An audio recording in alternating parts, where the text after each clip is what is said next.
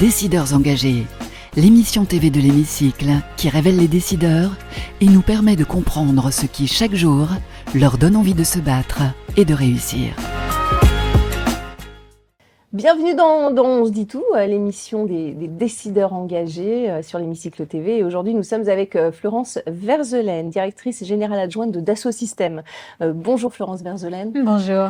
Merci beaucoup d'être avec nous dans On se dit tout. Alors, vous connaissez le principe de l'émission. On va parler de vous dans un premier temps. On va parler aussi de la révolution. Vous avez fait la révolution, de la révolution du multivers dans un second temps. Mais tout d'abord, je voudrais parler de votre parcours assez exceptionnel, puisque vous êtes diplômée de Polytechnique et vous êtes aussi diplômée de l'École des Mines, où vous étiez la seule de votre promotion à l'École des Mines. Ça fait quoi d'être la seule fille dans une promotion d'hommes ? Alors, être la seule fille dans une promotion d'hommes, c'est surtout avoir une énorme envie, avoir l'envie qu'il y ait de plus en plus de filles et qu'il n'y ait plus jamais des filles qui se retrouvent seules, entourées d'hommes. Ouais. Pourquoi ? Parce que quand vous êtes la seule fille au milieu d'hommes, vous représentez toute la gente féminine à vous toute seule et vous n'êtes plus Florence Verzelaine. Donc vous aviez déjà conscience de ça quand vous étiez aux mines ? J'avais déjà conscience de ça, j'ai continué à en avoir conscience parce que dans mes premiers postes à la Commission européenne, j'ai aussi été la seule femme. Et c'est vrai que ça vous met beaucoup plus de pression, la pression de réussir, parce que si vous ne réussissez pas, c'est pas vous qui ne réussissez pas, c'est toutes les femmes qui sont incapables et pas au niveau. Donc on a une pression dingue de réussir et puis l'envie quand même de faire monter des femmes, et c'est quelque chose qui m'a motivée tout au long de ma carrière. À chacun de mes postes, j'ai essayé d'attirer un maximum de femmes aux fonctions les plus hautes possibles. Ça forge un caractère aussi, d'évoluer dans un milieu d'hommes. Vous avez un fort caractère. Alors, on n'a pas vraiment le choix, parce que qu'en tant que femme, on a besoin de prouver qu'on est au même niveau, toujours. On a besoin de prouver qu'on peut apporter autant, parfois plus. Donc, on a besoin de prouver en permanence. Donc, oui, ça forge le caractère et puis ça forge aussi l'envie de suivre tous ses rêves parce que finalement, même si on est seul, on y arrive. Ouais. L'objectif, c'est quoi ? C'est d'atteindre l'excellence. Quel a été votre but dans votre parcours scolaire pour arriver là où vous êtes aujourd'hui ? Alors, moi, j'ai eu un parcours scolaire très particulier parce que j'avais un grand frère qui est probablement surdoué, il s'appelle Olivier, et qui était très très brillant et qui avait 15 mois de plus que moi, qui était juste une classe au-dessus. Et pendant mon collège et au lycée, je voulais prouver que je n'étais pas plus bête que mon frère à tous les profs qui me disaient que mon frère était brillant quand j'arrivais dans une classe. Donc pendant le collège et le lycée, c'était surtout prouver que moi aussi, je pouvais avoir des neurones et que c'était pas qu'Olivier qui avait des neurones. Et puis après, plus tard, en prépa, en école d'ingénieur, je me suis rendu compte que l'école d'ingénieur menait à des métiers formidables où on pouvait vraiment avoir de l'impact. Ouais, donc vous aviez les informations aussi suffisamment pour pouvoir évoluer et choisir votre métier, ce qui n'est pas le cas forcément de la jeunesse aujourd'hui dans les écoles. Alors, je pense qu'un des énormes enjeux pour les filles, mais comme pour les garçons, c'est d'imaginer la multitude des métiers possibles. Aujourd'hui, moi, j'ai un beau-fils, Adrien. Adrien, il est formidable. Il a 17 ans et il a aucune idée de ce qu'il veut faire plus tard, mais il a très peu d'aide sur la multiplicité des parcours possibles. Et ça c'est dommage parce qu'il va peut-être rater une vocation, ou peut-être qu'il y viendra mais plus tard et perdre des années.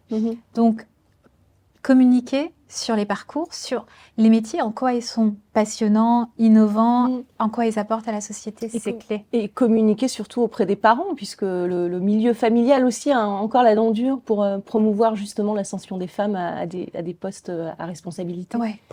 Communiquer auprès des parents, communiquer aussi auprès des jeunes femmes dans les écoles, dès le collège, mais aussi au lycée, pour leur prouver que c'est possible, leur donner des exemples de réussite, leur prouver aussi que ça peut être des métiers fun, que c'est pas seulement pour réussir, c'est aussi avoir de l'impact, c'est aussi s'amuser dans son travail, et que ne pas choisir des voies scientifiques ou des écoles d'ingénieurs, c'est se priver de tout un tas de possibilités. Oui, parce que les filles ne choisissent pas forcément les prépas qui mènent justement à ces grandes écoles et aux postes à haute responsabilité. Exactement. Tout l'enjeu, c'est d'attirer de plus en plus de femmes dans les prépas scientifiques. Aujourd'hui, elles sont encore moins de 20%, ce qui est ridicule parce qu'elles ont d'aussi bonnes notes au bac en maths que les garçons. Donc, il n'y a pas de raison qu'elles les choisissent pas plus, mais probablement ça les attire moins ou l'écosystème les pousse un peu moins. Et donc, Tout l'enjeu, c'est que vous, moi, toutes les femmes, mais aussi tous les hommes qui veulent plus de parité, les encouragent à choisir ces parcours. Ouais, et en plus, dans l'industrie, c'est vrai qu'il y a très peu de femmes. C'est un milieu qui n'attire pas forcément aussi les candidatures femmes. Alors, oui, mais parce que c'est un milieu qui est très méconnu.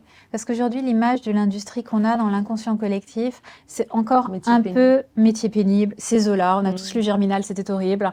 On a tous lu L'Assommoir, c'était abominable. Sauf que l'industrie aujourd'hui, c'est complètement différent. C'est créé en utilisant des jumeaux virtuels, de la data, c'est piloter des machines grâce à des mondes virtuels et de la data. On n'a plus besoin de force physique aujourd'hui dans l'industrie, on a besoin d'intelligence. Et en plus, dans l'industrie, il y a des tas de carrières qui sont possibles, qui sont moins ouvertes dans les services. Donc, il y a vraiment des enjeux formidables d'attirer les hommes et les femmes dans l'industrie parce qu'on n'y est pas encore. Ouais, vous parlez du jumeau virtuel. Vous pouvez nous en dire plus? Vous venez d'écrire un livre qui s'appelle La révolution du multivers. Et justement, de l'importance de faciliter justement ce travail dans l'industrie. Ça passe par quoi, le jumeau virtuel? Alors, le jumeau virtuel, c'est la représentation physique d'un objet, que ce soit une voiture, un avion, un bâtiment ou une ville dans le monde virtuel.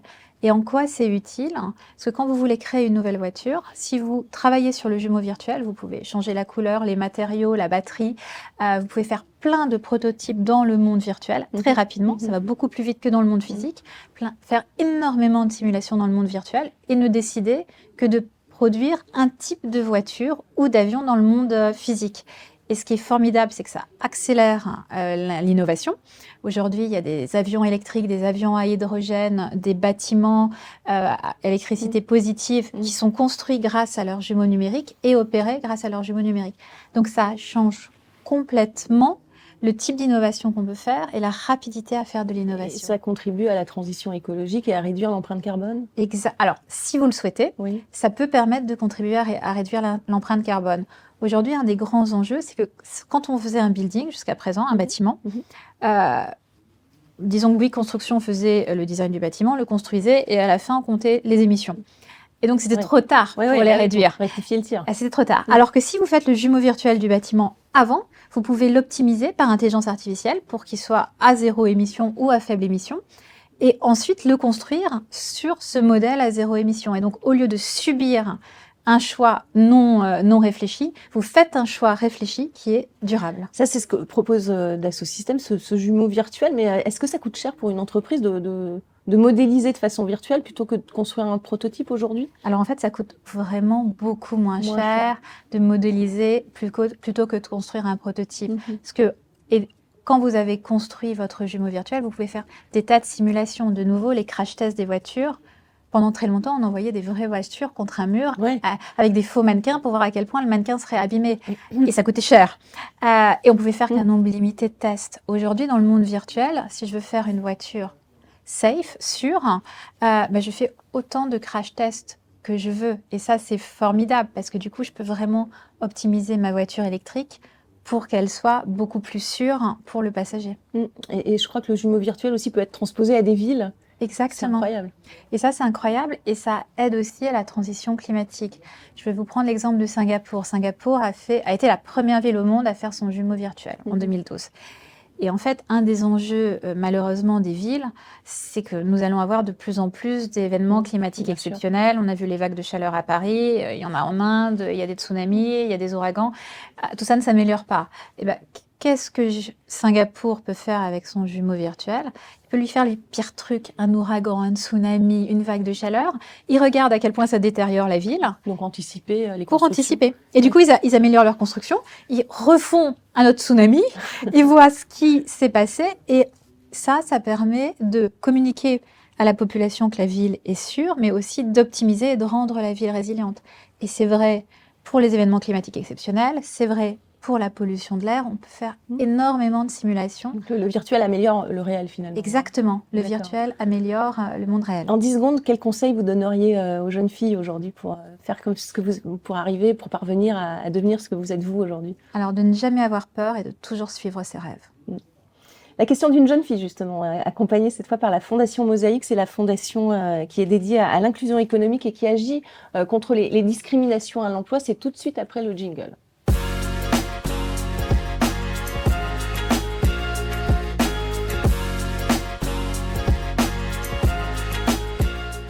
La question de cette jeune fille de la Fondation Mosaïque, pour vous, Florence Verzelen, c'est celle-ci, vous l'avez choisie, hein, il y avait plusieurs propositions.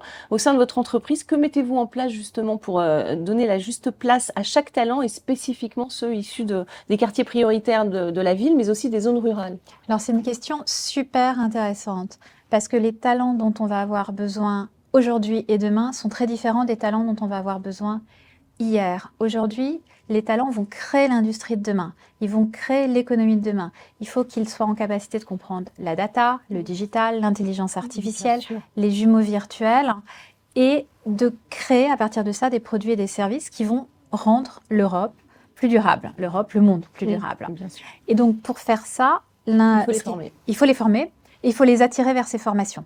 Tous les publics, parce qu'il nous faut des publics aussi divers que possible. Si on n'a que des ingénieurs qui viennent d'un seul arrondissement, ayant tous été dans la même école, ils vont pas être super innovants en vrai. Pourquoi? Parce que la mixité, ça permet l'innovation? Parce que la mixité, ça permet d'avoir des parcours différents, des idées différentes, d'appréhender le problème de façon différente et donc d'être plus innovant. Donc qu'est-ce qu'on fait nous chez Dassault Systèmes? On essaye d'aller vers un maximum de publics pour leur donner l'envie des métiers d'ingénieur. Alors avec une de mes organisations, 3D Experience EDU, on a créé un concours qui est assez amusant qu'on fait dans les collèges, notamment les collèges de zones en difficulté. On leur met à disposition nos outils virtuels, nos outils digitaux pour créer une voiture. Une petite voiture. Et une fois qu'ils ont fait le design, l'ingénierie simple de leur voiture, on l'imprime en 3D. Et ensuite, on fait des concours de voitures pour voir lesquelles, entre toutes les écoles qui ont participé au concours, vont la plus vite. Et ça, c'est super chouette. Pourquoi? Parce que déjà, il y a des garçons comme des filles qui participent au concours. Et grâce à ça, les garçons et les filles découvrent ce que c'est que d'être ingénieur, que de créer un produit. Bien sûr. Et ça leur donne envie, dès la 6e, dès la 5e, le métier fun, comme vous disiez tout à l'heure. De se rendre compte que c'est fun. Et le jour où ils se rendent compte que c'est fun, on a gagné.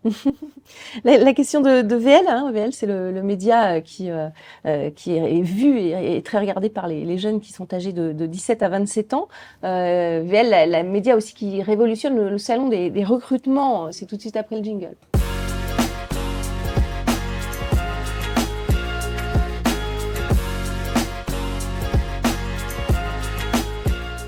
La question de VL pour vous, Florence Verzelen, c'est celle-ci. Chez VL, nous utilisons beaucoup l'intelligence artificielle dans l'organisation de nos salons de recrutement de nouvelle génération, de manière globale. Ça, c'est une question très intéressante. Est-ce que l'IA est une opportunité, l'intelligence artificielle?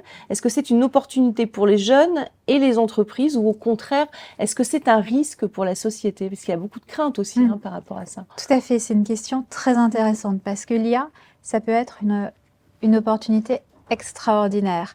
Aujourd'hui, l'avion à hydrogène, l'avion électrique, la voiture autonome électrique, mais aussi des immeubles écologiques sont créés grâce à des jumeaux numériques et grâce à l'IA. Donc l'IA permet de transformer le modèle, il permet aussi de passer d'une économie du produit à une économie de l'expérience. Donc c'est extraordinaire, tous nos produits de demain seront plus durables, recyclables par design, prévu comme tel dès le début, grâce à tout ce qu'on aura fait sur l'IA. Donc ça transforme l'industrie et ça transforme les jobs aussi. Parce que quelque part, on a des collaborateurs augmentés jusqu'à l'IA, grâce à l'IA. Mais la crainte justement, c'est que l'IA prenne la place des collaborateurs. Alors non, ça c'est ce qu'on croit. Mais en fait, on aura toujours besoin d'un collaborateur pour décider de l'IA. Par contre, le collaborateur n'aura plus à faire tout un tas de choses qui sont totalement rébarbatives. Par exemple, aujourd'hui, grâce à une IA qui s'appelle Dayota, dans une usine, un collaborateur n'a plus à apprendre toutes les réparations sur les machines. Il va vers la machine, il scanne la machine et Dayota lui explique ce qu'il faut faire pour réparer la machine. Donc il gagne un temps conséquent, l'usine gagne un temps conséquent et lui, il peut se consacrer à faire des tâches à plus haute valeur ajoutée. Donc l'IA rend le collaborateur finalement plus puissant. Après, ce qui est vrai, c'est qu'on a des risques de fake news, on a des risques de cyberattaques. Donc non, c'est pas des risques d'erreur aussi. Des risques d'erreur.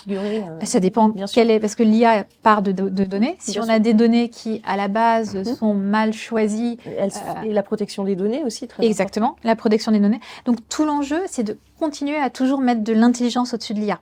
Donc c'est qu'on garde un homme ou une femme intelligente au-dessus de l'IA pour vérifier les données, vérifier comment elles sont exploitées et comment l'IA est exploitée. Et donc c'est un risque, mais si on l'appréhende de façon éclairée, on peut le transformer en incroyable opportunité de transformation de nos industries, de nos métiers pour le futur. Dernière question, la question de l'hémicycle, juste après le jingle.